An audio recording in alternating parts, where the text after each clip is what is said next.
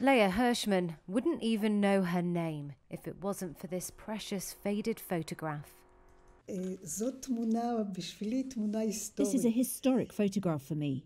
This is a photograph that my mother sent to her mother, who hadn't seen me. And she writes, "A souvenir from the war to my beloved grandfather and grandmother." And she signs as if she was me, Leah Hirschman. And that's how I learned my name that was given to me by my parents. This is the only source. That's why this is a historic photograph. Leah was a baby when her parents, Pippa and Zivy Hirschman, were murdered in Nazi-occupied Poland. Wednesday marks International Holocaust Remembrance Day. Leah is one of the few remaining survivors. In this photograph, since there is no writing on its back, there is no doubt that I am the baby.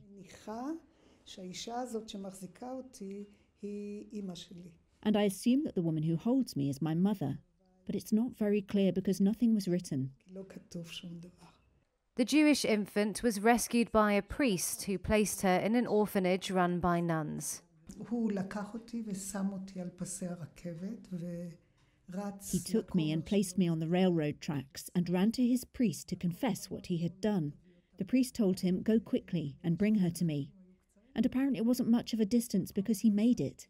The priest handed me over to an orphanage, war orphanage, that was run by nuns, where local villagers who didn't have children came to adopt children. This is how I arrived at a childless family at the age of 9 months. The stories and photos of Jewish youngsters, many of them orphans like Leah, are part of a new online exhibition called My Lost Childhood. It's showing at Israel's Yad Vashem Holocaust Museum. Many were reunited with relatives and went on to live their lives in Israel, the US, Canada, Latin America and other destinations. After the war, Leah's aunt learned that her sister had given birth. The aunt won a court custody battle against the adoptive parents in Poland and brought the child to Israel in 1949. Leah now faces new risks from a coronavirus pandemic, but holds fast to her life's motto. I took it upon myself, even though I don't always know how, to turn darkness into light and bitter into sweet, and it is possible.